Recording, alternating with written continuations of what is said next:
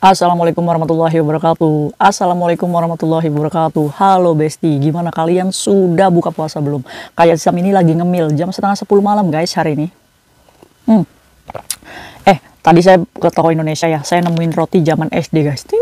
Ini roti zaman saya SD guys. Saya nemuin di toko Indonesia. Jadi saya ingat masa lalu gitu ya. Tapi nggak apa-apa guys. Ayo kita sahur guys. Sahur jam setengah 10.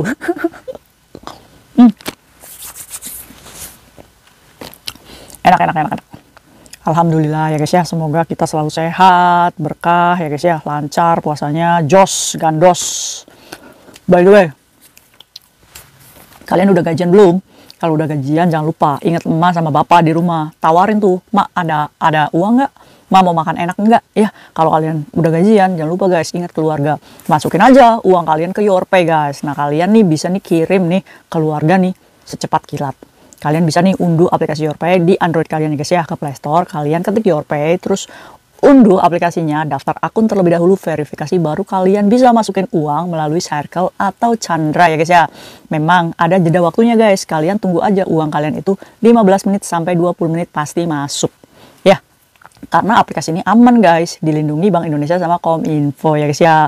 Nah selain untuk ngirim uang, kalian juga bisa isi pulsa, bisa bayar PDAM ya guys ya, bisa bayar BPJS, banyak deh manfaatnya, cobain aja.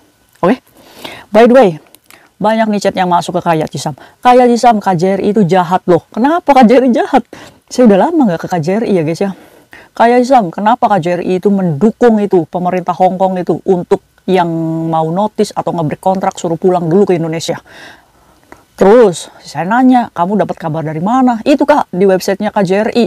Nih, tersebar juga di TikTok. Iya guys ya, saya itu membaca dari sebuah video TikTok. Itu tuh, KJRI mendukung pemerintah Hong Kong kalau misalkan ada anak yang di interminate atau notis harus pulang dulu ke Indonesia dan tidak diberikan 1 bulan gaji, tiket pesawat beli sendiri katanya guys, kata TikTok, iya guys ya. Nah, terus guys, setelah itu ada juga nih yang chat Kayak Cisam, kasih amplop merah kayak gini, ngomongnya, kak, KJRI itu bener kak, mendukung pemerintah Hong Kong, teman saya disuruh pulang kak, gara-gara dia ini majikannya udah nggak bisa bayar, terus disuruh pulang sama imigrasi. Akhirnya teman saya ini milih OS kak. Aduh, ya bingung ya guys ya. Makanya Kayak Cisam itu bales chat-chat yang masuk itu dengan kalimat kayak gini, tenang Ferguso. Kayak Cisam cari beritanya dulu ya, jangan langsung makan aja tuh beritanya ya guys ya. Kalian nggak boleh nih sebagai netizen ini, kita harus menggunakan media sosial dengan bijak ya guys ya, dan dibaca dulu kalau ada informasi itu ya guys ya, jangan langsung ditelan mentah-mentah, nanti kalian itu tersesat dalam satu informasi yang salah ya guys ya. Oke guys, hari ini kita bahas yuk, apa sih yang dikatakan KJRI ya guys ya. Yuk kita bahas yuk, mungkin Kayak Cisam ini bahas untuk kalian biar kalian paham nih apa sih yang dibahas KJRI ya sama imigrasi kemarin itu pada tanggal 3 ya guys ya. Yuk bahas yuk. Kayak Cisam ini dapat informasi dari langsung websitenya KJRI ya. Kayak Cisam ini udah tulisin nih poin-poinnya nih ya. Nih Kayak Cisam bahas satu-satu nih. Oke guys, pada tanggal 3 April kemarin itu KJRI melakukan pertemuan ya, rapat bilateral nih, antara imigrasi dan labor ya guys ya. Nah, jadi intinya KJRI ini rapat sama pemerintah Hong Kong, di mana memang membahas tentang domestic helper. Ya, imigrasi sama labor ini bukan hanya rapat dengan KJRI aja guys, dia juga rapat dengan Filipina dan lain-lainnya untuk mendengarkan sharing apa sih yang dibutuhkan oleh domestic helper dari Indonesia. Akhirnya di situ nih dalam suatu ruangan rapat nih ya guys ya. Di situ ada bagian imigrasi, ada bagian labor, petinggi-petinggi ya guys ya. Ada KJRI juga yang mewakili suara para domestic helper.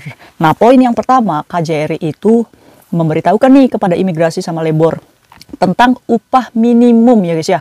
Kita kan upah minimumnya itu kan 4730 ya guys ya. Nah, KJRI itu ngomong, ya alangkah lebih baiknya kalau misalkan dinaikkan ya guys ya, karena kita kerja ini Ya kalian tahu sendiri ya, kadang kalau kita jaga nenek itu maafan, ya kita juga lelah ya guys ya.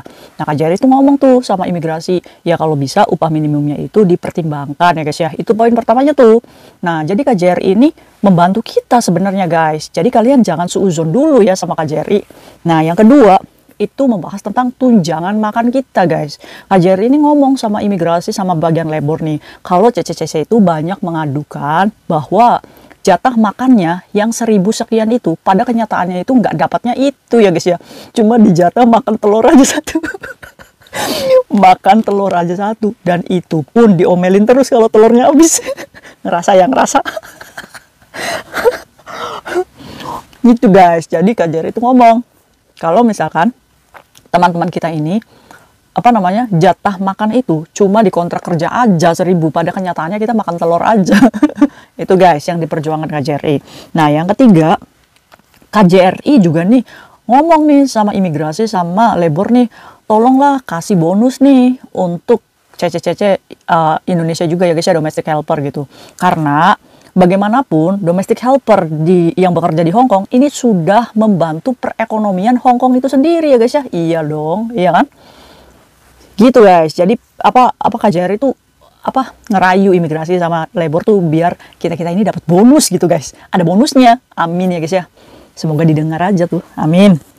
Nah, yang keempat, penetapan jam kerja. Jadi KJRI ini ngomong nih guys, kalau misalkan tolong dong itu diberikan penetapan jam kerja yang jelas untuk pekerja domestic helper ya guys ya.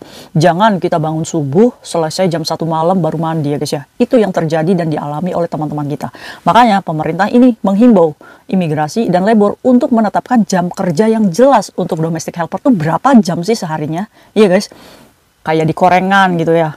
Di Jepun gitu. Kan ada jam kerjanya jelas gitu ya guys ya. Kalau misalkan lebih dari itu ya dihitungnya lembur. Nah sedangkan di Hong Kong ya papai. Nggak ada hitungannya jam kerjanya. Makanya KJRI ini ngomong nih sama imigrasi, tolong ditetapkan jam kerja yang jelas ya guys ya. Akhirnya imigrasi sama labor tuh ya ada ininya, ada nyatetnya tuh guys apa yang diomongin KJRI. Jadi intinya imigrasi dan labor itu mendengar nih keluhan dari KJRI ya guys ya. Oke. Nah ini nih masalah job hopping. Nih, yang kalian telan mentah-mentah. Nah, job hopping, kata KJRI nih ya guys ya. Job hopping harus tepat sasaran dan profesional. Sedangkan kabar yang beredar di luar bahwa KJRI ini setuju dengan pemerintah imigrasi yang kalau misalkan ada notice atau terminate gitu, langsung dipulangkan. Nah, kalian itu kan menuduh KJRI sepakat gitu dengan keputusan Hong Kong gitu. Padahal KJRI itu ngomong sama imigrasi kalau menerapkan job hopping itu harus benar-benar tepat sasaran. Jadi maksudnya KJRI ini ngomong nih sama pemerintah sama imigrasi kalau misalkan ada CC yang notice atau yang interminate, kalau dia masih mau mencari majikan lagi, tolong dipertimbangkan nih, harus tepat sasaran dan profesional gitu. Jangan karena alasan majikan jadi imigrasi itu langsung suruh dia pulang gitu. Maksudnya KJRI itu coba dilihat dulu nih tepat sasaran kan nih. Dia melakukan notice dan termination ya guys ya. Jadi kabar di luar kalau KJRI menyetujui itu ya hoax ya guys ya. Pada kenyataannya KJRI memang mendukung job hopping, mendukung untuk tidak berpindah-pindah asal alasannya itu benar gitu ya guys ya. Begitu guys. Jadi kalian itu jangan langsung ngerekam itu informasi. Oke? Nah, terus KJRI juga menyetujui tentang aturan Jutking yang kembali normal lagi ya guys ya. Setelah 1 Maret 2023 nih, jadi kalau visa kalian expire di atas tanggal 1 Maret 2023, kalian wajib Jutking atau keluar dari Hong Kong ya guys ya. Nah KJRI itu oke, kayak gitu oke. Berarti kalian harus Jutking. Aduh kak, saya deg-degan. Kalau Jutking nanti saya dicekal nggak ya? Saya punya hutang bang. Nggak ada urusannya sama imigrasi hutang bang. Kalian Jutking aman. Makasih kayak Isam, bukan sama saya, makasih ya. Tapi ya kalian tetap harus bayar kalau punya rezeki ya guys ya. Amin. Oke, terus masalah biaya penempatan PMI nih ya guys ya. Itu diatur oleh pemerintah Indonesia. Jadi Hong Kong itu nggak ada ikut campur nih tentang tentang biaya agensi gitu. Penempatan PT itu diatur oleh pemerintah Indonesia ya guys ya. Terus udah guys, cuma itu aja. Nah, di akhir penutupannya pemerintah Hong Kong nih perwakilan imigrasi dan labor itu mengapresiasi apa yang dikatakan KJRI. Akan dipertimbangkan guys, dan keputusannya belum ada keputusan. Jadi mereka itu hanya melakukan rapat aja guys. Jadi ya tetap aja guys, ya namanya juga dua negara ya guys ya, dimana di sini ada domestic helper, saling membutuhkan antara Lopan dan domestic helper. Jadi harus ada pencapaian kesepakatan ya guys ya. Nah, kita doakan aja nih, semoga usulan-usulan baik yang diberikan KJRI untuk memperjuangkan hak domestic helper, ya kita support yang positifnya ya guys ya. Oke, itu hasil rapat kemarin.